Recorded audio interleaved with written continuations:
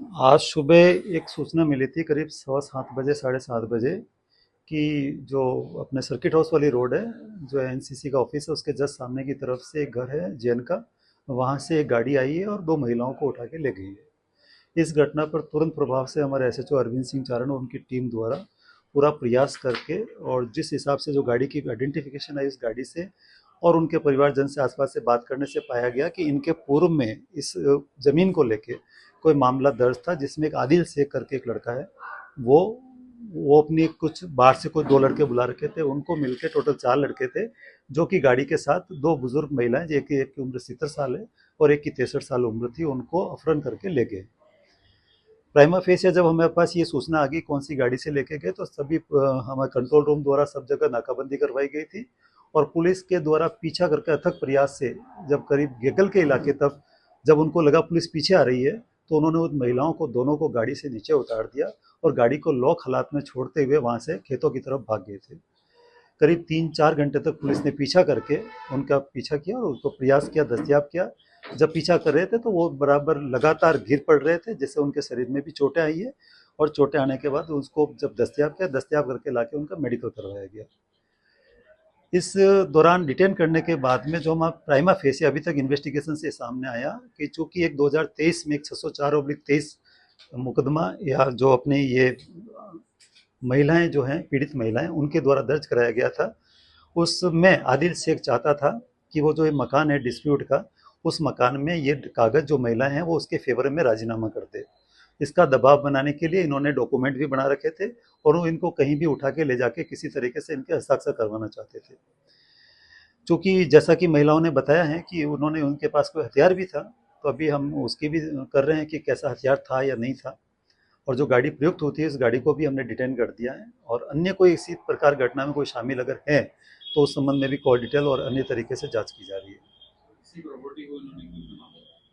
चूंकि इस प्रॉपर्टी में 2023 में एक प्रकरण दर्ज हुआ है और जो आदिल है उसका ये एक डॉक्यूमेंटेशन बनाया गया जिसमें कहा गया है कि ये वसीयतनामा से उसके नाना को मिली थी और नाना से इसको मिली थी।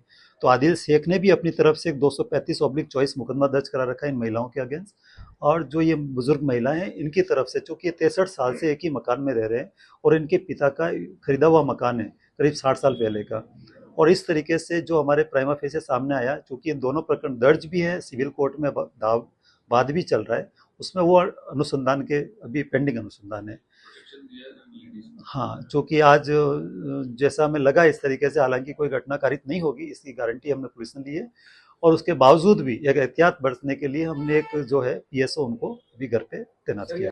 आदिल के खिलाफ करीब यहाँ पे अलग अलग थानों में 6-7 मुकदमे दर्ज हैं और 6-7 मुकदमे की अभी हमने लिस्ट ले ली है और उसकी एचएस भी अभी तुरंत हम रजिस्ट्री शीट भी खुलवा रहे हैं। पीछे और कौन है? चूंकि इस प्रॉपर्टी विवाद में ये बड़ी संपत्ति है, करीब 11-12 करोड़ की इस प्रॉपर्टी है, तो इसलिए ऐसा नहीं हो सकता कि आदिल का खुद का एक दिमाग चल रहा होगा, कहीं न कहीं किसी का सपोर्टेड भी हो सकता है। तो ये अनुसंधान का विषय है जिसमें भी जांच की जाएगी। ये 4 आरोपी में ज्यादातर तो ये 3 लोग तो यहीं के रहने वाला, चौथा जो एक व्यक्ति है वो वहाँ का रेवाड़ी का रहने वाला है, दिल्ली में रहता है, वो भी यहाँ आया हुआ था। उसका जो भांजा है रोहित, वो भी उसमें साथ में था। तो दो, एक रोहित लड़का है और एक इसका मुकेश जो है वो है, और एक मोइनुद्दीन है आदिल के अलावा, 3 व्यक्ति और थे। सारे लोग करीब करीब ये मुकेश, मोइनुद्दीन, इन सब के खिलाफ कहीं ना कहीं एक दो प्रकरण दर्ज हैं और इसमें और डिटेल जा रहे हैं। अभी सभी थानों से भी और कोई डिटेल लेंगे, आईसीजीएस में भी अगर कोई रिपोर्ट में है इनके खिलाफ पुराने में कोई मुकदमे हो तो डिटेल लेंगे, जो हिस्ट्री शीटर के लायक है उसको हिस्ट्री शीट खोली जाएगी। सर प्रॉपर्टियों को लेके ही मतलब इस तरीके के काम करते थे और भी किसी चीज में इन्वॉल्व रहते थे? जो अभी तक हमारे पास आया इसका मारपीट करना और प्रॉपर्टी पे इस तरीके से कब्जे करने की घटनाएं कारित कर रहा है। और ये भी अनुसंधान से सामने आ रहा है कि एक तरीके से एक फेक ये लोग हैं जो फेक डॉक्यूमेंटेशन बनवाते हैं, नगर निगम और एडीए जैसी संस्थाओं में अपना एक डॉक्यूमेंट लगवाते हैं, और जो पुरानी जमीन है जिसके कोई मालिक अभी आसपास नहीं रह रहे हो उसको वो अपने नाम कराने का प्रयास करते हैं और डिस्प्यूट में डाल के उनके समझौते कराने का प्रयास करते हैं। जिस मकान में लेडीज रह रही है वो मकान करीब 63 साल की तो महिला, 70 साल की महिला है, करीब 63-64 साल से तो वो खुद रह रही है, उसके पिता के नाम से मकान है। अब उसी को अभी इन्होंने 2020 में कोर्ट में दावा किया था और 2023 में महिलाओं ने एक मुकदमा दर्ज कराया कि इन्होंने गलत दावा करके नगर निगम में इनके नॉमिनेशन के लिए अप्लाई किया था। तो अखबार में जब नो ऑब्जेक्शन विज्ञप्ति आई, जब महिलाओं को पता चला तो महिलाओं ने किशनगंज थाने में एक मुकदमा दर्ज कराया, जो भी पेंडिंग इन्वेस्टिगेशन है। सर मंशा क्या थी इनकी क्लियर मंशा ये थी कि चूंकि 12 करोड़ की प्रॉपर्टी है तो 20-25 लाख रुपए का पैसा देके और इनसे डॉक्यूमेंटेशन साइन करवाना कि हमने इनको कब्जा सुपुर्द कर दिया है, ये अभी प्राइमा फेशी आया है। अजमेर में सर ये कूट रचित दस्तावेज बनाकर प्रॉपर्टी हड़पने के मामले सामने आ रहे हैं, इसको लेकर पुलिस कितनी आज ये क्लियर मैसेज ये है कि आज जिस हिसाब से हमने इनको दस्तयाब किया इन्वेस्टिगेशन से सामने आया, चूंकि यहाँ पे एडी और निगम एजेंसीज हैं, हम उनको भी ये लिखेंगे कि अगर कोई 60 से कोई आदमी प्रॉपर्टी लेके बैठा है और 2 साल में कोई प्रॉपर्टी का मालिक बन रहा है तो ऐसे डॉक्यूमेंटेशन की पुलिस से जांच करवाई जाए। इनको हमने चूंकि गेगल इलाके की तरफ कायड विश्राम इस तरह के खेतों की तरफ भाग गए तो पुलिस ने काफी पीछा करके प्रयास किया। सर इनके पास गिले नंबर गाड़ी भी थी, तो गाड़ी इनकी थी? गाड़ी बकायदा दस्तयाब कर दी है, चूंकि गाड़ी इसमें आदिल ही लेके आया कि दिल्ली से गाड़ी इसने खरीदी थी। हथियार का भी इनके पास हथियार भी पाया अब प्राइमा फेसी आया है, लेकिन जो हमें जैसा लगा कि वो हो सकता है हथियार नकली भी हो डराने के लिए, तो अभी उसमें जांच चल रही है। महिला का जब अपहरण किया था महिला का अपहरण करके पंसील इलाके से होते हुए एक इनके कोई गैस रिफिलिंग सेंटर भी है जहाँ पे रूम किराए ले रखा है, उधर भी गए थे। कुछ ये पता नहीं किसी से बात कर रहा था, कॉल डिटेल से भी ये क्लियर आएगा कि किससे बात कर रहा था और कॉन्स्पिरेसी में कोई पीछे हो रहा है क्या। सर कार्रवाई में कितने तालुक है?